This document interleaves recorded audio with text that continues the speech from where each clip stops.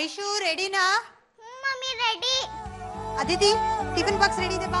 ಲಕ್ಷ್ಮೋ ಇವತ್ತು tiffin box ಬೇಡ, ನಂಗೆ 3ನೇ ಕ್ಲಾಸ್ ಇರೋದು. ಹುಷಾರ್. ಅನ್ನಿ ಐಶು ಬಸ್ಸಿಗೆ ಲೇಟ್ ಆಗ್ತಿದೆ, ಬನ್ನಿ ಬೇಗ.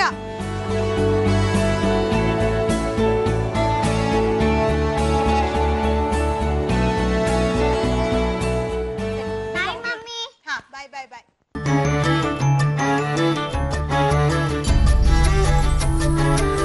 ಏನಾಯ್ತು?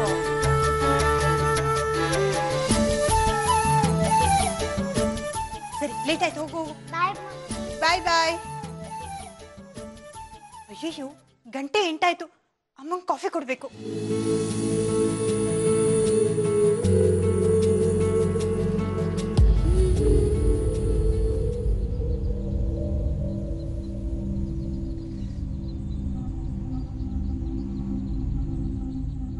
ಲಕ್ಷ್ಮಿ, ಲಕ್ಷ್ಮಿ,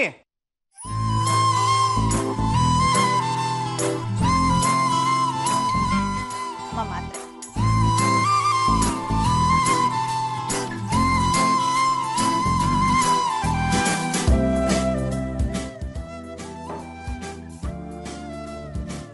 ನಿಮ್ಗೆ ಗೊತ್ತಾ ಲಕ್ಷ್ಮಿ, ಇವತ್ತಿಗೆ 4 ದಿನ ಆಯ್ತು ನಾನು ಮಾತ್ರೆ ತಿಂದು. ಮಕ್ಕಳೆಲ್ಲ ಸರಿಯಾದ ಟೈಮ್ಗೆ ಎದ್ರು, ಗಲಾಟೆ ಮಾಡದೆ ತಿಂಡಿ ತಿಂದು ನಗ್ನಗ್ತಾ ಸ್ಕೂಲ್ಗೆ ಹೋದ್ರು. ಐಶು ಅಂತೂ ಹೋದವಳು ವಾಪಸ್ ಬಂದು ಮುತ್ತು ಕೊಟ್ಟು ಹೋದ್ಲು. ಮಾತು ಬಿಡೋದು, ಬೇಸರ ಅಂದ್ರೆ ಏನು ಅಂತ ಇನ್ನೂ ಸರಿಯಾಗಿ ಗೊತ್ತಿಲ್ಲದ ಆ ಮಗುಗೂ ಸಹ ನೀನು ಮೊದಲಿನ ಥರ ಆಗಿರೋದು ಅವಳಿಗೆ ಎಷ್ಟು ಸಂತೋಷ ಆಗಿರ್ಬೇಕು, ನೀನೇ ಯೋಚನೆ ಮಾಡು. ಈ 4-5 ದಿನ ಮನೆ ಮನೆ ಅನ್ನಿಸ್ತಾನೇ ಇರಲಿಲ್ಲ. ಗೊತ್ತಿದ್ದೋ ಗೊತ್ತಿಲ್ದೇನೋ ಎಲ್ಲರೂ ನಿನ್ನನ್ನ ಅವಲಂಬಿಸ್ಕೊಂಡಿದ್ದಾರೆ. ನೀನಿಲ್ಲ ಅಂತಂದ್ರೆ ಎಲ್ಲರೂ ಕಂಗಾಲಾಗ್ಬಿಡ್ತಾರೆ. ಅವತ್ತು ಅದಿತಿನ ನೀನು ಸರಿಯಾಗಿ ಗಮನಿಸ್ಕೊಳ್ದೇ ಇದ್ದಾಗ ಅವಳಿಗೆ ಎಷ್ಟು ತೊಂದರೆ ಅನುಭವಿಸಿದ್ಲು ನೀನೇ ನೋಡ್ತೀಯಲ್ಲ. ಅವತ್ತು ಯಾಕೋ ಮನ್ ಸರಿ ಇರ್ಲಿಲ್ಲ ಅಮ್ಮ. ಇನ್ಮೇಲೆ ಯಾರಿಗೇನೂ ಆಗದೆ ಇರೋ ಹಾಗೆ ನೋಡ್ಕೋತೀನಿ. ಅಪ್ಪ, ಇಷ್ಟು ಹೇಳ್ದೆಲ್ಲ ನನ್ನ ಮನಸ್ಸಿಗೆ ಎಷ್ಟೋ ನೆಮ್ಮದಿ ಆಯಿತು. ಆದರೆ ಒಂದು, ನಿಮ್ಮ ಮಾವನವರು ತೀರ್ಕೊಂಡಾಗ್ಲೂ ನಾನು ಇಷ್ಟು ಕಷ್ಟಪಟ್ಟೆ. ನೀನು ಈ 4-5 ದಿನ ಇದ್ಯಲ್ಲ, ಅದನ್ನ ನೋಡಿ ನನ್ನ ಮನಸ್ಸಿಗೆ ತುಂಬ ನೋವಾಯಿತು. ನನ್ನಿಂದ ನಿಮ್ಗೆಲ್ಲ ತುಂಬಾ ತೊಂದರೆ ಆಯ್ತು, ನನ್ನ ಕ್ಷಮಿಸ್ಬಿಡಿ ಅಮ್ಮ. ಹೋಗ್ಲಿ ಬಿಡಮ್ಮ, ನೀನು ನಗ್ನಗ್ತಾ ಇದ್ರೆ ಇಡೀ ಮನೆನೇ ನಗ್ನಗ್ತಾ ಇರುತ್ತೆ.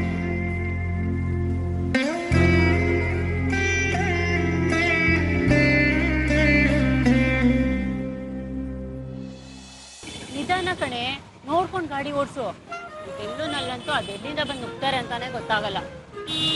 ಅಮ್ಮ ಭಯ ಪಡ್ಬೇಡ, ಇದೇನು ಮಗುಸಲ್ಲ ಗಾಡಿ ಓಡಿಸ್ಬೇಕು. ಆದರೂ ನಿಧಾನವಾಗಿ ಗಾಡಿ ಓಡಿಸೆ. ಹೆಚ್ಚು ಅಂದರೂ 10 ನಿಮಿಷ ಲೇಟಾಗಿ ಹೋಗಿ ತಲುಪೋದು, ಅಷ್ಟೇ ತಾನೇ? ಸರಿ ಅಮ್ಮ,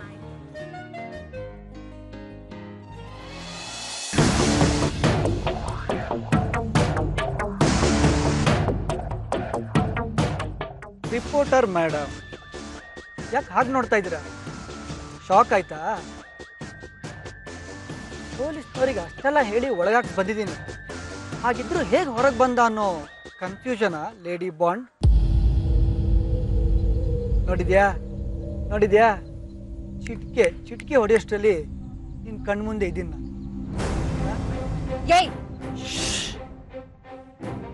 ಸುಮ್ಮನೆ ಕಿರ್ಚಾಡಬೇಡ. ನನ್ನ ನೀನು ಏನು ಮಾಡೋಕ್ಕಾಗಲ್ಲ. ನೀನು ನನ್ನ ಎಷ್ಟು ಕಟ್ಟಾಕ್ಬೇಕು ಅನ್ಕೊಂಡ್ರು ಅದು ನಿನ್ನ ಕೈಲಿ ಸಾಧ್ಯ ಆಗದಿರೋ ಕೆಲಸ.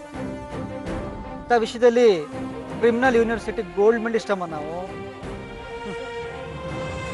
ರಿಪೋರ್ಟರ್ ಆಗಿ ನಿಂಗೆ ಎಷ್ಟು ಇನ್ಫ್ಲುಯೆನ್ಸ್ ಇದೆಯೋ ನಮಗೂ ನಮ್ಮದೇ ಆದ ಇನ್ಫ್ಲುಯೆನ್ಸ್ ಇದೆ ಮೇಡಮ್. ಹೇಗೆ ಹೊರಗಡೆ ಬಂದೆ ನೀನು? ಹಾ ಆ ಸೀಕ್ರೆಟ್ನ ಆಮೇಲೆ ಹೇಳ್ತೀನಿ. ಮೊದಲು ಒಬ್ರು ಇಂಪಾರ್ಟೆಂಟ್ ಪರ್ಸನ್ನ ಭೇಟಿ ಮಾಡಿಸ್ತೀನಿ. 1 ನಿಮಿಷ. ಶ್ವೇತಾ, ಯಾರೇ ಅವನು? ರೌಡಿ ತರ ಕಾಣ್ತಾನೆ. ಇರಮ್ಮ, ನಿಂಗೆ ಆಮೇಲೆಲ್ಲ ಹೇಳ್ತೀನಿ.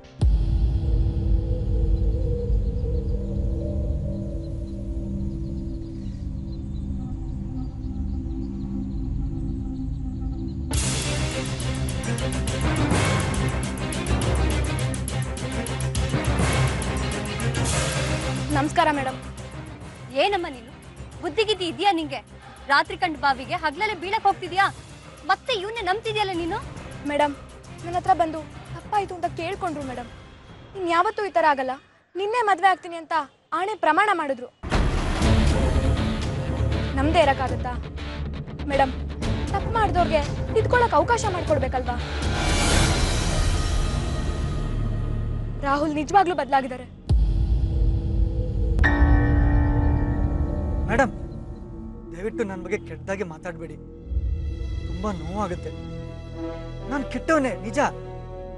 ಒಂದು ಕಾಲದಲ್ಲಿ ನಾನು ಮಾಡದಿರೋ ತಪ್ಪುಗಳೇ ಇಲ್ಲ. ಆದರೆ ಈಗ ಪ್ರಾಮಾಣಿಕವಾಗಿ ನನ್ನ ತಪ್ಪುಗಳನ್ನ ತಿದ್ಕೊಂಡು ಒಳ್ಳೆಯವನಾಗ್ಬೇಕು ಅಂದ್ಕೊಂಡಿದ್ದೀನಿ. ನಾನು ತುಂಬ ಬದಲಾಗಿದ್ದೀನಿ. ಒಂದು ಹೊಸ ಜೀವನ ಸ್ಟಾರ್ಟ್ ಮಾಡೋಕ್ಕೆ ನೀವೇ ದಾರಿ ತೋರಿಸ್ಕೊಟ್ಟಿದ್ದೀರಾ. ಅದಕ್ಕೆ ನಿಮ್ಮನ್ನೇ ಹುಡ್ಕೊಂಡು ಬರ್ತಾ ಇದ್ವಿ. ದಾರಿಯಲ್ಲಿ ನೀವೇ ಸಿಕ್ಬಿಟ್ರಿ. ಹೋಗ್ತಾ ಹೋಗ್ತಾ ನನ್ನ ಬದಲಾವಣೆ ನಿಮಗೆ ಗೊತ್ತಾಗುತ್ತೆ. ಅಯ್ಯೋ ಚಿನ್ನ, ಬಿಸ್ತ ನಿಂತ್ಕೋಬೇಡ, ಟ್ಯಾನ್ ಆಗ್ತೀಯಾ. ಕಾರಲ್ಲಿ ಕೂತ್ಕೊಳ್ಳಮ್ಮ, ಹೋಗಮ್ಮ.